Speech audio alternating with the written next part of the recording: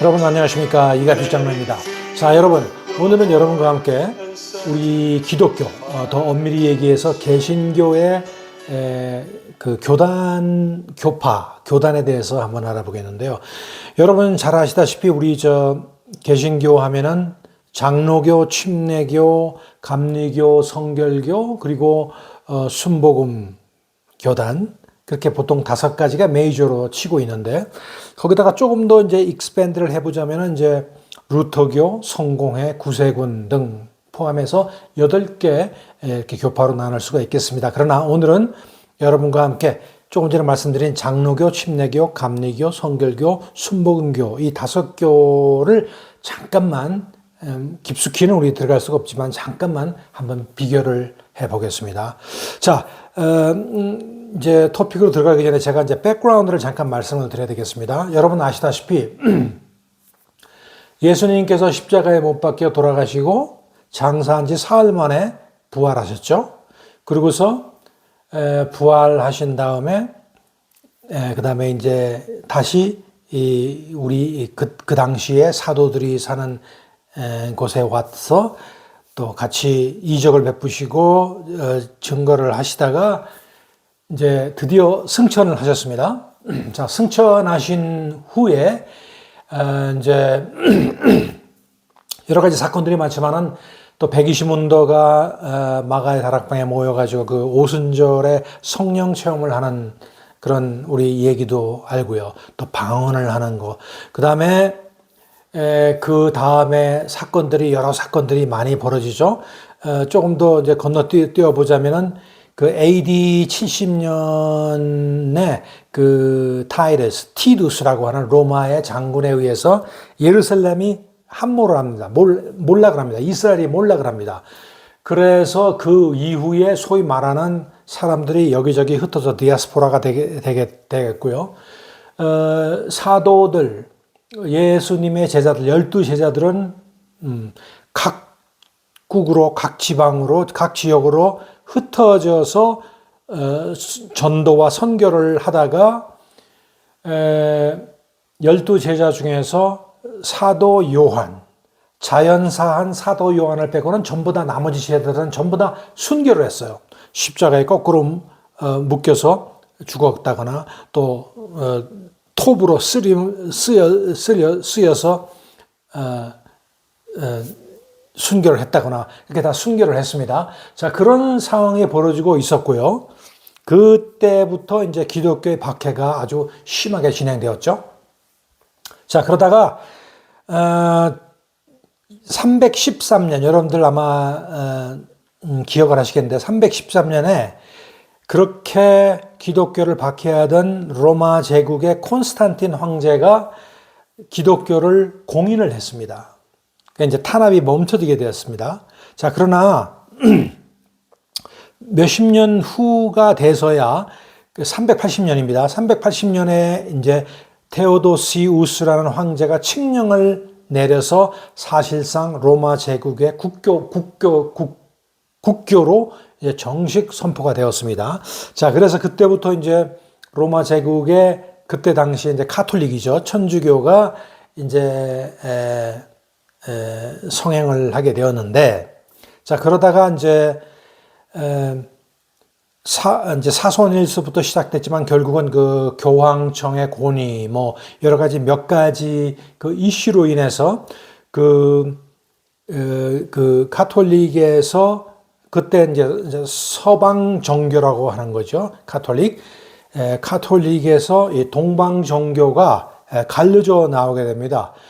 그것이 이제 11세기경인데 갈려져 나오니까 이제 서방 종교, 동방 종교 이렇게 된 거죠. 다시 말하자면 가톨릭과 동방 종교. 동방 종교는 그 그리스나 또는 러시아 계통의 그 동유럽 계통에서 이제 그 굉장히 이제 많이 성행하게 된 그런 이제 동방교인 정교회, 영어로는 Orthodox Church라고 합니다.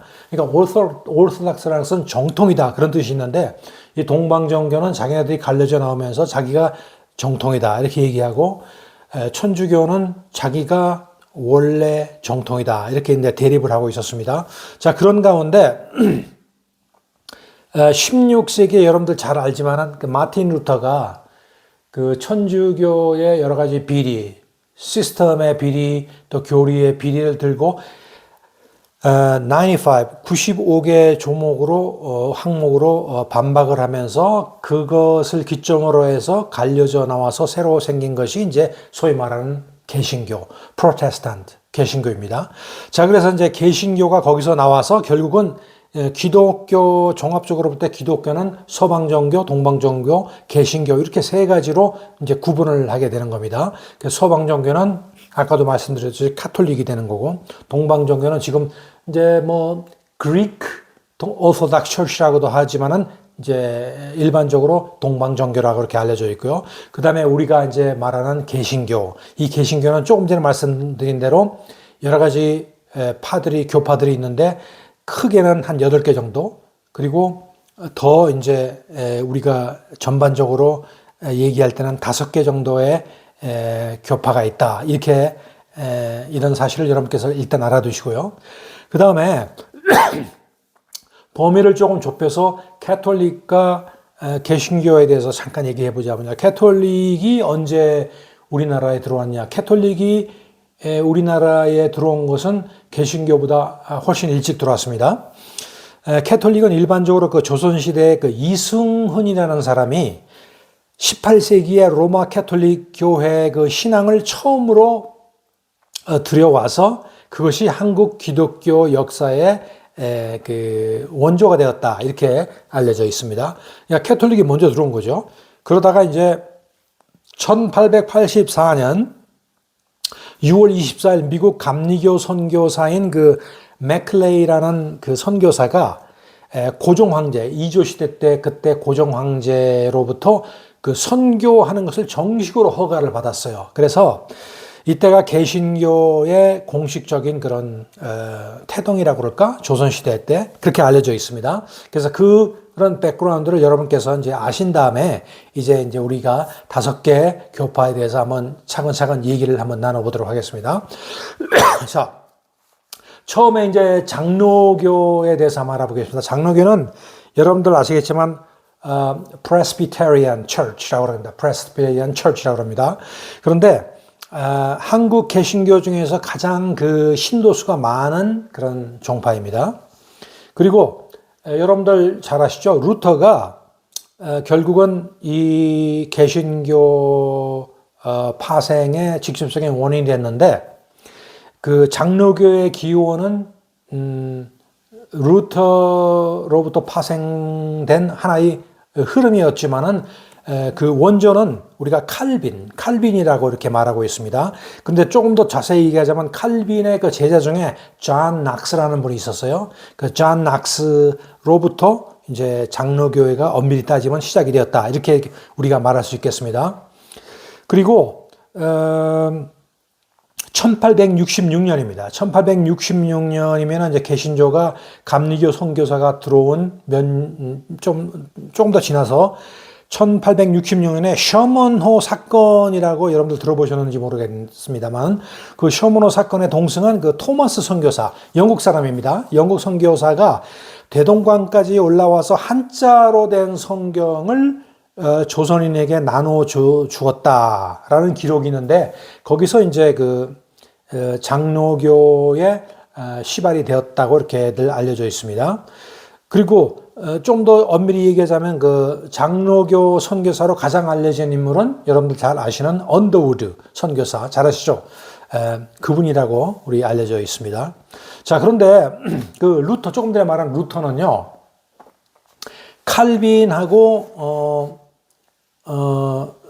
약간 대조가 되는데 그 루터가 사실은 이제 우리 그 개신교의 시초가 되었습니다. 또 칼빈이라는 사람은 존 낙스와 함께 장로교의 모태가 되었죠. 근데 루터하고 칼빈은 약간 좀 개성에 있어서 다릅니다.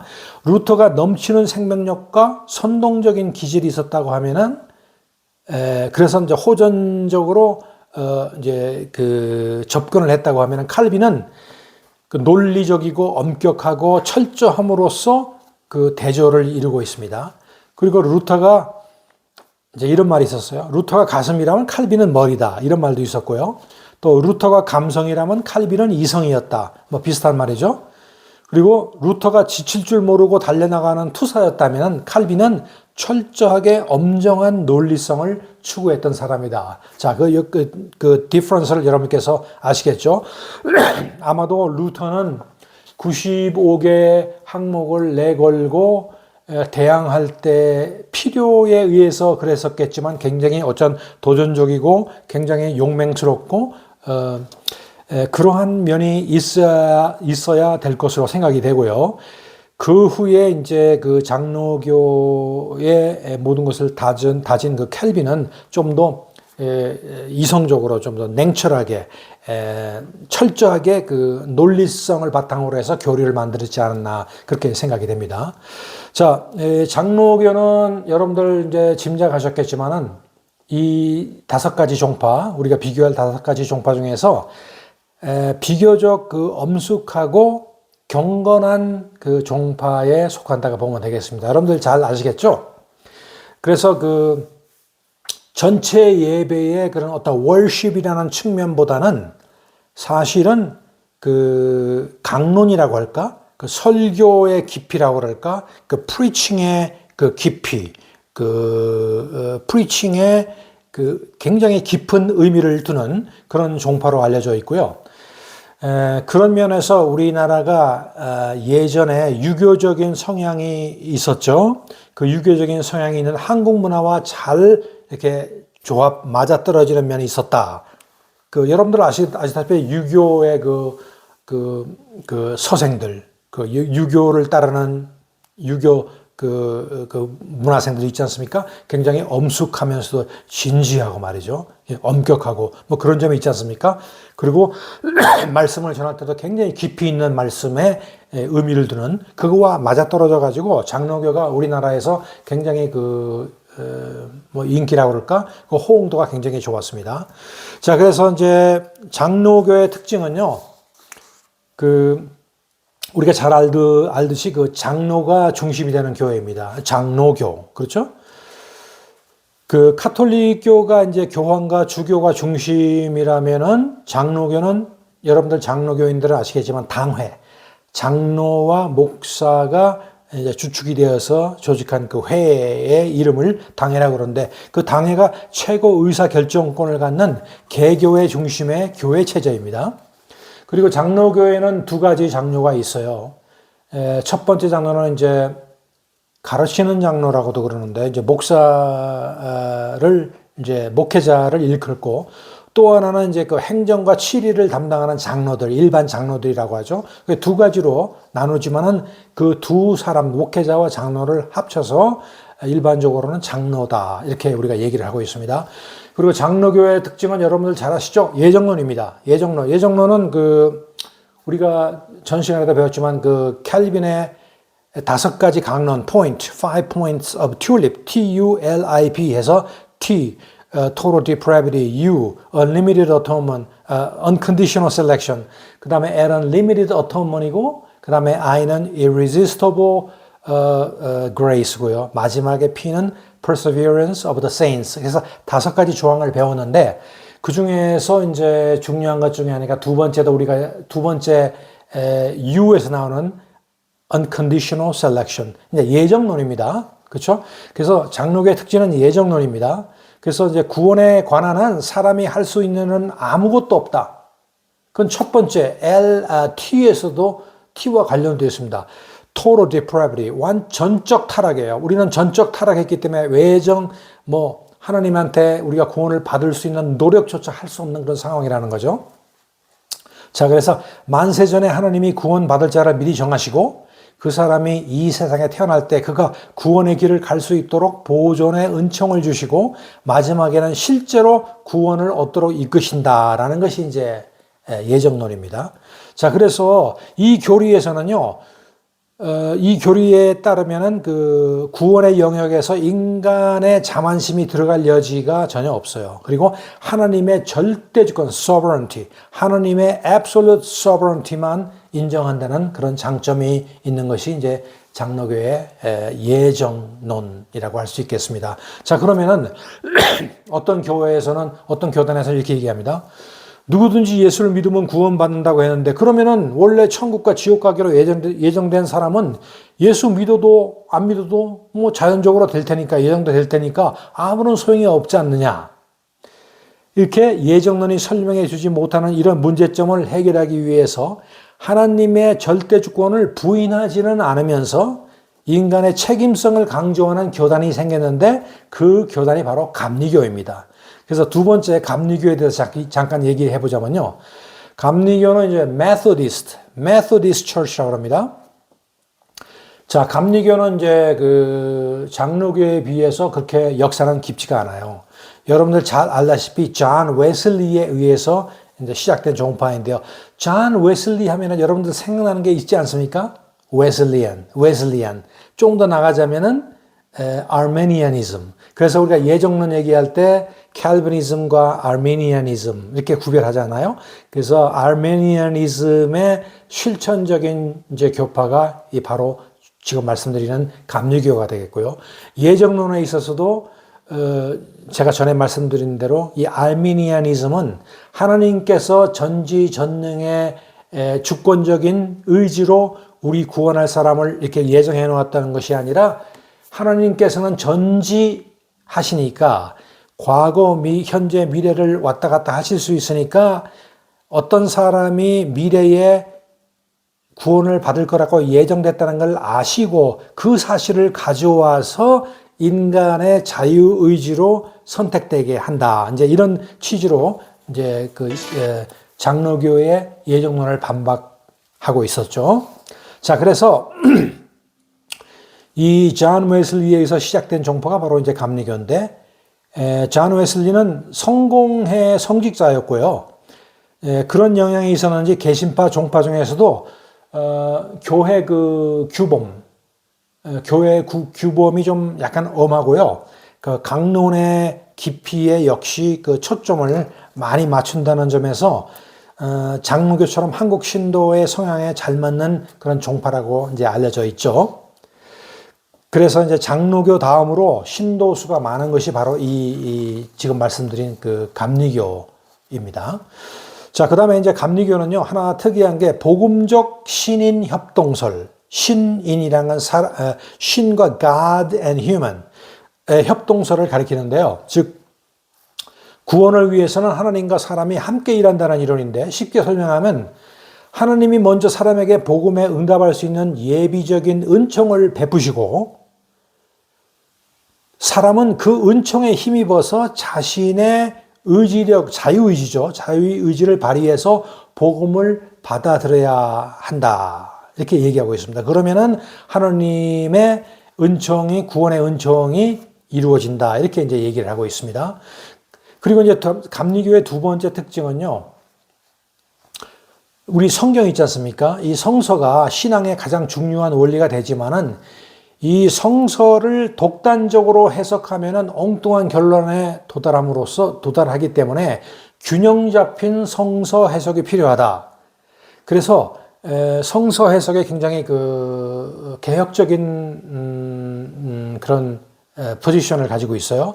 그래서 이 감리교가 어떻게 보면 약간은 좀 진보적인 자유적인 그런 경향이 있다는 거 여러분 알아두시고요. 그래서 이제 조금 전에 말씀드린 그 독단적인 그 성서 해석을 좀 벗어나야 된다고 하는 그 예를 들자면은,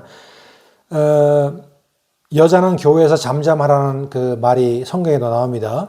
그 말을 글자 그대로 강요한다면 여자는 교회에서 입도 뻥끗 하지 말고 조용히 왔다가 조용히 가야 되는 것이다. 그러나 이 구절을 이성과 전통과 경험에 비추어 이해를 하면은 성령의 의도에 맞는 올바른 해석이 나오게 되는 것이다. 라고 이제 하나 이해를 들었습니다. 그래서 이제 이 감리교에서는, 그 여자에 대한 그 성경적인 그 견해도 다르고요. 그다음에 이 감리교회에서는 장로, 그 여자분들도 이제 그 장로가 될 수 있고 뭐 이런 좀 약간 장로교와는 조금 다른 그런 면을 보이기도 합니다.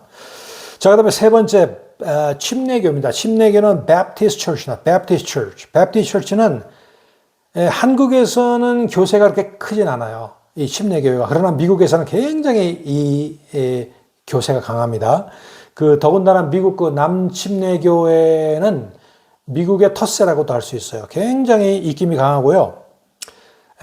단일교파로서는 개신교 교파 중에서 단일교파로는 교세가 세계의 그 최대 규모에 해당되고 이 해외에 파송하는 교단 중에서도 아주 가장 많이 선교사들을 파송하는 교단으로 알려졌습니다. 그래서 전에도 말씀드린 대로 한국의 아시아 쪽으로 이 선교사를 파송하려고 그럴 때에 장로교회에서는 파송을 일단은 거부를 했었어요. 처음에. 왜냐하면 장로교는 예정서를 믿기 때문에 우리가 선교사를 파송을 안 해도 아시아에 있는 교회들이 믿으려면은 하나님을 믿고 예수님을 믿고 구원을 얻을 수 있다. 그래서 약간 멈칫했어요. 그러나 침례교회는 그거를 이제 그 땅끝까지 나의 메시지를 전해라고 하는 그런 모토를 가지고 그 접근을 했기 때문에 선교사가 상대적으로 많았습니다. 그래서 그 아시아 지역에서는 역시 침례교가 인구수는 적지만은 굉장히 굉장히 호응적으로 그 받아들여진 그런 교단 중에 하나입니다. 자, 이제 침례교는 그 정체성이 침례에 있습니다. 침례를 굉장히 중요하게 생각합니다. 침례라는 것은 온몸이 완전히 물속에 들어갔다 나오는 의식인데요. 우리 장로교회나 그 밖의 교단들이 이제 물을 이렇게 뿌리듯이 잠깐 적시는 것과는 달리 반드시 이제 그 침례통에 들어갔다가 물을 완전히 submerge 하는 거죠. 그래서 나오는 그런 침례라는 것을 여러분들 알아두시고요. 그 침례교는 개인적 신앙의 혈단을 가장 중요한 원리로 가르치는 교단입니다. 그래서 이제 교회 문제에 국가가 개입하는 것을 철저하게 금합니다. 그래서 이분들은 종교 분리, 정치와 종교의 분리를 아주 원칙으로 삼고 있고요. 그 다음에 침례교는 다른 교단들과는 달리 유아 세례를 인정하지 않아요. 우리는 어린애들 뭐 1살, 2살, 몇 달 돼도 세례를 줍니다. 장로교회에서는. 그렇지만 침례교회에서는 유아 세례를 인정하지 않는데 그 이유는 유아는 아까도 말씀드렸지만 이분들이 개인적인 신앙을 굉장히 존중하는데 유아는 개인적인 신앙에 대한 결단을 내릴 수 없다. 그래서 유아한테는 세례를 주지 않습니다. 그 다음에 이제 이런 신앙적 배경 때문에 현재 침례교회에서는 예수님과의 개인적인 관계 혹은 신앙의 자유를 굉장히 중요시 여기고 철저히 개교회 중심으로 이제 교회를 치리를 하고 있습니다. 자, 그래서 이제 여러분들 그 예를 들어서 이제 미국에서 목사가 되려면 신학교 가서 공부를 하고 목사 안수를 받지 않습니까? 근데 침례교, 특히 남침례교는 약간 달라요. 남침례교회는 그 목사 안수 받는 것이 다른 교단에 비해서 무척 쉽습니다.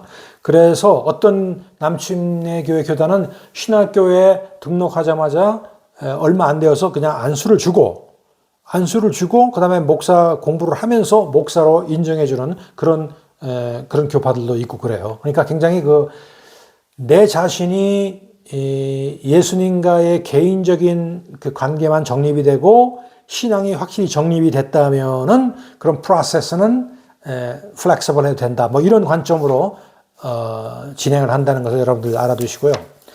그 다음에 이제 그 성결교회에 대해서 잠시 얘기해 보겠습니다. 성결교회는 원래는 Holiness Church라고 합니다. Holiness Church라고 부르는데 제가 미국에 처음에 왔을 때 시카고에 갔을 때 그때 제가 이제 그 교회라는 것을 전혀 다닌 적이 없고 기독교를 믿은 적이 없는데 저희 누님 집에 같이 있으면서 누님이 교회 나가니까 제가 따라 나갔는데 그 교회가 성결교회였었어요. 그래서 이제 시카고에 있다가 1년 후에 제가 캘리포니아로 제가 이제 전공을 바꾸면서 와서 이제 거기서도 시카고에서 성결교회 나갔으니까 처음에는 이제 그 LA에서도 성결교회 나갔었는데 그때의 그 성결교회에 어떤 이제 변화가 있었는가 하니, 그 홀리네스 처치라고 하면 굉장히 그 미국에서 그때 그 당시에 굉장히 그 도전적이고 광신적인 느낌이 있는 교단으로 알려졌어요. 그래서 한국 교단 측 그 성결교회에서는 홀리네스 처치로 하지 말자. 그래서 바꾼 것이 이벤젤리컬 처치로 바꿨습니다. 그러나 그 모태는 그 홀리네스 처치랑 같은 그런 성결교단이다. 이런 것을 여러분께 알아두시면 되겠습니다. 그래서 성결교는 미국에서 시작된 개신교 종파로서 그 주장하는 것 중에 중요한 것 중에 하나는 내적인 죄는 물론 외적인 죄로부터도 자유로워야 한다는 성결, 홀리네스에 굉장히 그 비중을 두는 그런 교단입니다. 자, 성결교는 제가 조금 전에 말씀드린 그 감리교에 사실은 뿌리를 두고 있어요. 감리교에서 분파되어 나왔다고 보는 교단입니다. 그렇기 때문에 그 웨슬리 신학 중에서 성결, 성화, sanctification, holiness, sanctification의 교리를 특별히 강조를 합니다. 자, 감리교가 점점 성경보다는 이성을 중시하고 개인보다는 사회에 큰 비중을 두는 경향을 띠게 되자 이에 반발하여서 개인의 성화, personal sanctification, personal holiness와 구원을 강조하는 사람들이 모여서 성결교회를 이제 만들게 된 것입니다. 그래서 성결교인들은 외부 사람들로부터 담배도 안 피고 술도 안 먹고 뭐 난잡한 곳에 가지도 않고 뭐 예를 들어서 클럽에도 안 가고 뭐 노래방에도 안 가고 아주 정숙하게 살라고 하는 사람들로 불릴 정도로 거룩한 삶에 대한 emphasis, 강조를 하는 그런 교단이라고 볼 수 있겠습니다. 그리고 이제 가장 이제 중요한 포인트인데 성결교는요, 이른바 그 사중복음을 성경 해석과 신앙생활의 지침으로 삼고 있습니다. 이 사중복음은 네 가지인데요. 중생, 성결, 신유, 체험, 요 네 가지를 굉장히 중요하게 생각하고 있습니다. 첫째, 중생복음이라는 것은 예수 그리스도를 믿음으로 하나님의 자녀로 다시 태어나게 된다는 중생의 복음. 그 다음에 신자는 성령 세례를 받아 죄를 이기고 거룩한 생활을 해야 한다는 성결의 복음. 그 다음에 세 번째는 하나님은 우리가 그리스도를 위하여 거룩하게 살 수 있도록 우리 몸을 건강하게 치유해 주신다고 하는 신유의 복음. 그 다음에 마지막으로 믿는 자는 마지막 때에 공중재림과 지상재림을 경험하게 된다는 재림의 복음. 요 네 가지 포인트를 굉장히 강조하고 있다라는 것을 여러분께서 알아두시면 되겠습니다. 그 다음에 마지막 다섯 번째 순복음 교회에 대해서 이제 잠깐 얘기 나누겠습니다. 순복음 교회는 이제 Full Gospel Church라고 그러는데, 이제 오순절 교회 있죠. 오순절 교회, 펜티코스탈리즘이라고 불리우는데, 이 순복음 교회는 오순절 교회의 분류다라고 같은 것이다라고 생각하면 되겠습니다. 근데 이 오순절 교회, 특히 그 순복음 교회는 여러분도 잘 아실 것입니다. 그 성령의 초인간적인 능력, 그리고 은사주의, 방언, 치유, 이런 것에, 그러니까 그 스피리추얼한 영역에 굉장히 관심을 가지고 있는 그런 교파입니다. 그 한국에서는 여러분들 잘 알다시피 이제 지금은 이제 돌아가셨지만 조영기 목사님이 있는데 그분의 그 여의도 순복음교회로 잘 알려져 있는 그런 종파죠. 그 천주교와 그 조금 전에 말씀드린 정교이죠. 천주교와 정교를 제외하고 볼 때에는 단일교회로서 가장 많은 신도가 있는 교회가 이제 여의도 순복음교회였었어요. 자, 그런데 그 순복음교회는 아까도 말씀드린 대로 19세기 말 미국에서 형성된 그 오순절 교회에서 기원한 교회라는 것을 여러분들 알아두시고요. 또한 조금 전에도 말씀드렸지만 다른 개신교 교파에 비해서 성령 충만과 방언과 신유의 은사 뭐 이런 거 있죠. 이런 것에 대해서 굉장히 중점을 두는 그런 교회라고 할 수 있습니다. 그래서 여러분들 아시겠지만 순복음 교회 가보면 아주 박수 소리가 아주 그냥 뜨겁고요. 그 다음에 막 기도 소리가 뜨겁고요. 목사님 설교할 때 아멘 소리가 뜨겁고 뭐 그런 것을 특징으로 우리가 할 수 있겠습니다. 그래서 그 통성기도와 방언이 아주 강조가 되는데 그와 그와 이제 같이 동반해서 이 예배 형식도 이 순복음 오순절교회에서는 굉장히 그 플렉서블합니다. 그래서 여러분들 그 오순절교회 계통의 Assembly of God 계통의 그 미국 교회를 가보면요, 또 흑인 교인들이 굉장히 많죠. 근데 가보면은 그 예배 형식이 아주 굉장히 자유롭습니다. 다르고요. 그 성가대도 보면은 뭐 성가대 지휘자가 뭐 장로교나 침례교나처럼 굉장히 그냥 엄숙하게 이렇게 그 성가복을 입고 뭐 굉장히 어떤 형식을 liturgy라고 하는 형식을 통해서 하는 것보다는 굉장히 자유롭게 나와가지고 막 춤추듯이 말이죠. 박수 치듯이. 그리고 성가대원들도 막 뒤에서 그냥 춤추듯이 이렇게 부르는 그런 것을 많이 볼 수가 있습니다. 그리고 예배 중에도 막 서로 자유롭게 서로 얘기를 나누고 막 왔다 갔다 한다든지 그런 게 많은 것이 이제 이 순복음교회의 특징이라고도 볼 수가 있겠습니다. 자, 그래서 세례 방식은 이제 감리교, 성결교, 장로교에서 행하는 머리에 물을 살짝 부어 적시는 약식 세례가 아닌 침례교회와 같이 온몸이 그게 물에 잠기는 침례식을 많이 거행하고 있습니다. 그렇기도 하고 이제 뿌리는 것도 하기도 하는데 일반적으로 볼 때 원칙적으로는 침례를 따르고 있다고 합니다. 그리고 이제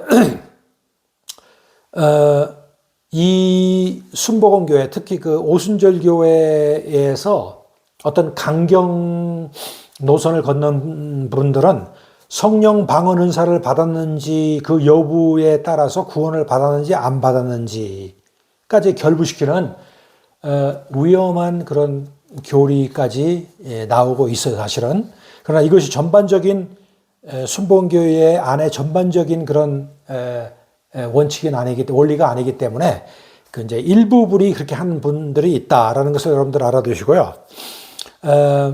그래서 이제 교회 차원에서는 이런 구원관을 공식적으로는 부인을 하죠, 당연히. 이제 그렇지만 일부 은사주의 목회자나 신도들 사이에서는 암암리에 이런 식으로 이제 이해를 하고 있습니다. 자, 그런데 이제 과거에 여의도 순복음교회 조용규 목사님이 그냥 이단 시비에 빠진 점이 있는데요. 이것이 이제 이런 방언을 하나의 그 구원의 확증에 대한 그런 증거라고 그럴까? 그 정도까지 이렇게 비약하는 거라든지.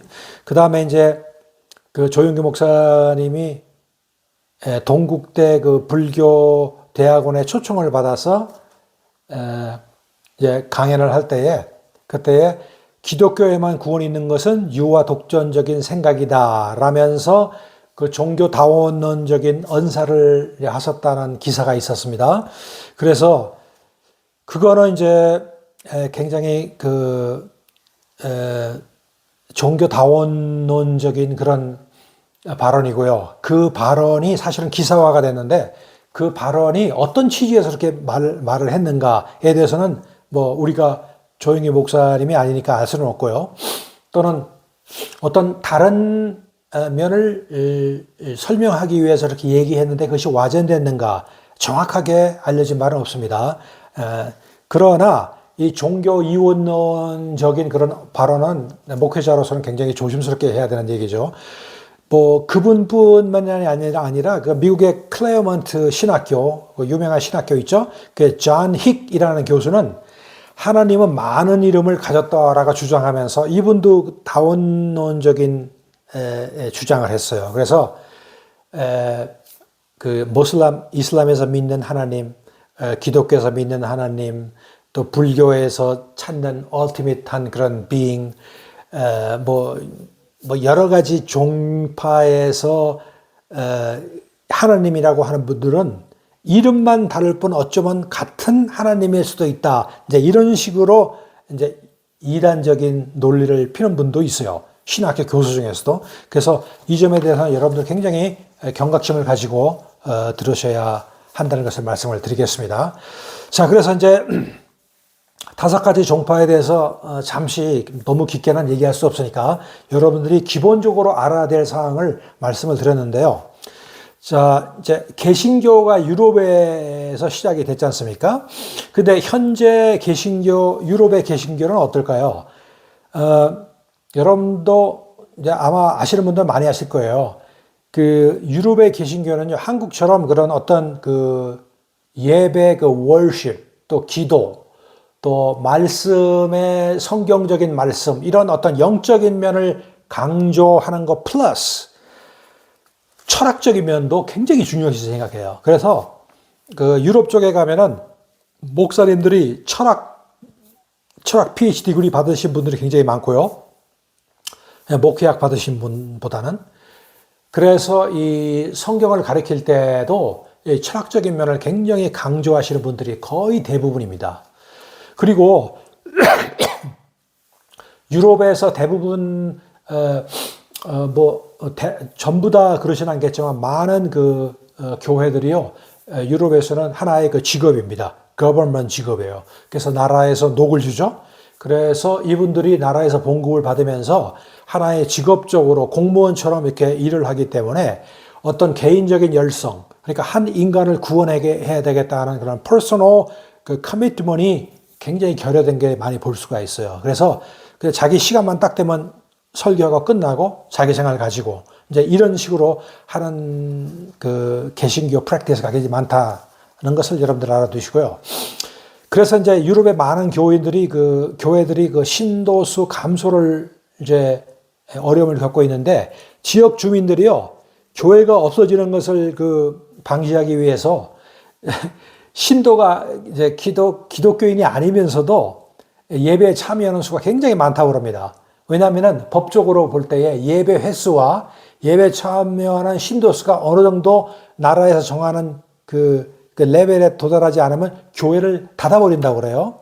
닫아버릴 수가 있다고 그래요. 그러니까 지역 주민들이 자기 교회를 살리기 위해서 이제 교인이 아니더라도 교회에 그냥 와서 예배를 본다고 합니다. 물론 몇몇 교회에서는 제가 전에도 이런 얘기를 한 적이 있는데, 교회 사교실 옆에 the beer pub을 만들어가지고 맥주를 마시면서 예배를 보기도 한다. 뭐 이런 교회까지도 있다고 합니다. 자, 어쨌든 간에 유럽에서는 어떤 교회가 어떤 신앙적인 방주라기보다는 문화재 보원 차원에서의 어떤 모임이라고 그럴까? 그런 교회라고 그럴까? 장소라고 그럴까? 그런 식으로 전락해 가는 그런 현실을 우리가 볼 수가 있습니다. 그 대신에 이제 한국의 개신교는 좀 독특합니다. 여러분들 한국 분들 굉장히 영성도 있고요. 부지런하고, 그리고 성경대로 믿고자 하는 그런 우리 한국인들의 특유의 근면 성실한 면이 있지 않습니까? 자, 우리 한국의 개신교는 미국의 영향을 받은 것이 사실입니다. 미국에 굉장히 큰 영향을 받았습니다. 그래서 미국 스타일과 굉장히 흡사하고 미국의 영향을 굉장히 많이 받습니다. 그래서 CCC나 예수 전도단 같은 미국의 대표적인 개신교 단체가 한국에서도 활발하게 활동을 하는 것은 이러한 맥락에서 우리가 설명이 될 수가 있습니다. 그래서 우리가 찬양하는 것도요, 미국에서 베델이나 힐송이나 여러 군데에서 새롭게 연주되는 그런 음악도요, 일주일만 되면 벌써 한국에서 번역이 돼가지고 연습해가지고 나오는 듯한 그런 미국과 굉장히 밀접한 관계를 가지고 있습니다. 그래서 이제 그 점도 여러분들 잘 아시겠지만, 우리나라가 미국으로부터 엄청나게 선교의 영향도 받았지만은 지금 예배의 순서, 예배의 포맷, 예배의 프로세스, 또 여러 가지 옵션이나 활동이나 그런 것도 미국에서 많이 영향을 받았다는 것을 여러분들 알아두시면 되겠습니다. 자, 그래서 우리가 결론적으로 한번 얘기해 보겠습니다. 자, 그러면 이 개신교에서는 이렇게 많은 8대, 또 크게 나누자면 5개 정도의 교단이 있는데 왜 이렇게 교단이 많고 그러냐? 이거 좋은 거냐 나쁜 거냐 이런 말들이 많죠. 그런데 우리가 결론적으로 어떻게 한마디를 얘기는 할 수는 없겠지만 분명한 것은 이 다양한 교파는 그 루터의 종교개혁의 산물이었습니다. 그러니까 루터가 썩어져가는 가톨릭교, 천주교의 부패상에서 빠져나와서 종교개혁을 했죠. 그죠? 레포메이션 했지 않습니까? 그 종교개혁을 했기 때문에 그 교황이라는 절대 권력을 가진 사람의 그 지휘하에 모든 천주교가 일사불란하게 그 명령에 따르는 그런 체계가 아니라 이제 1대1, 나와 하나님과의 1대1의 개인적인 그런 교회로서 출발을 했기 때문에, 개혁을 통해서 했기 때문에 이렇게 많은 다양한 교단들이 생기게 되는 겁니다. 그리고 그것을 사실은 권장할 만한 일이고요. 왜냐하면은 독재라는 것이, 우리도 경험해봤자 독재라는 것이 나의 어떤 사람이 하나의 권력을 쥐고 하나의 개념으로, 하나의 신념으로, 하나의 정치 방향으로 나간다면 모든 국민들이 그것에 희생이 될 수가 있지 않습니까? 그런데 마찬가지로 어떤 그런 부패한 그 가톨릭의 시스템을 우리가 모든 신자들이 따라가면은 그 부패한 가운데 같이 따라갈 수가 있지만은 그것에서 개혁해서 나왔을 때 여러 가지 산물, 여러 가지 produced 된 그런 그 처치가 있는데 그 처치의 다양성, 처치의 재량에 맡겨서 우리가 여러 가지 교파가 생기게 되는 거죠. 그러나 가장 중요한 거는요, 여러 교단이 생겨도 기본적인 essential, 우리 교회의 개신교의 가장 기본이 되는 이것을 달리하면은 이단으로밖에 여겨질 수 없는 그런 것에서는 모두가 일치를 합니다. 이 5개 교단이 모두가 일치를 하고 그 밖에 essential한 그 Christianity 그 doctrine을 제외하고는 여러 가지로 다양성 있게 바뀌어진다는 거죠. 자, 그래서 이런 걸 한번 또 생각해 보셨으면 좋겠어요. 우리가 옛날에 제 시대만 해도 제가 중학교, 고등학교 다닐 때는 교복이라는 게 있었습니다.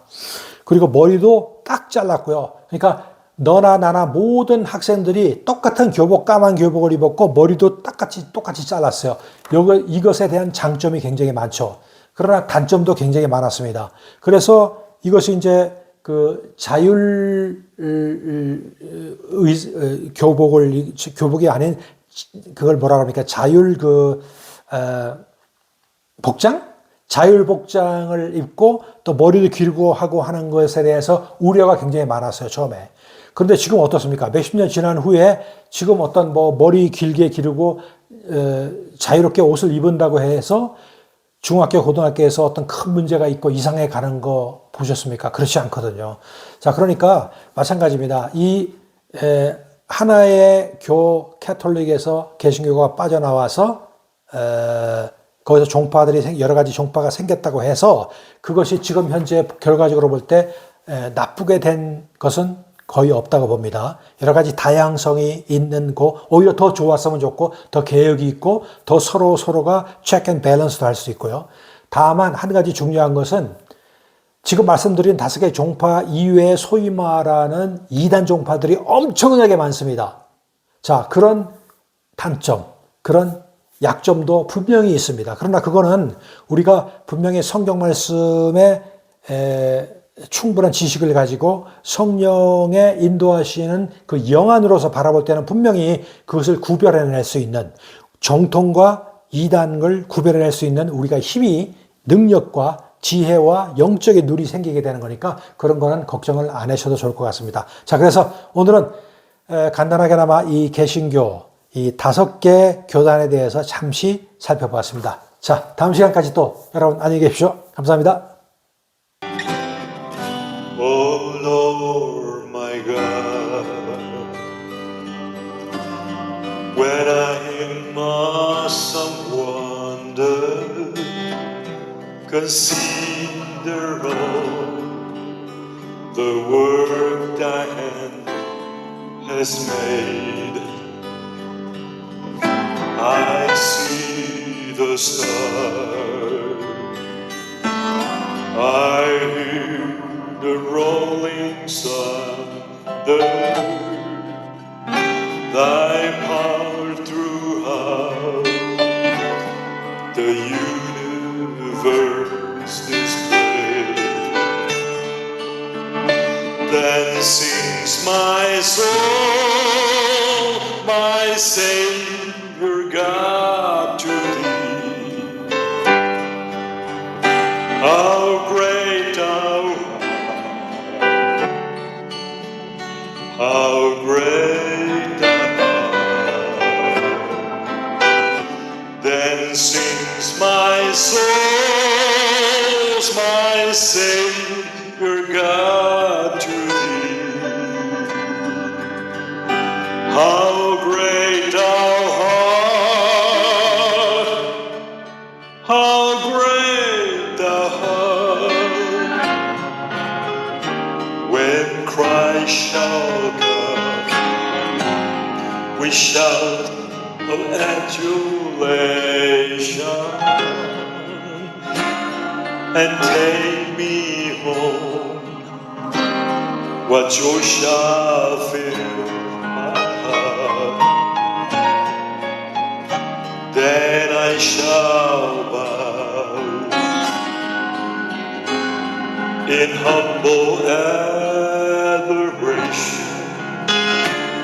and there proclaim, my God, how great thou art. Then sings my soul, my Savior God, to thee. How great thou art, how great thou art. Then sings my soul, my Savior God, to thee. How great thou art, how great thou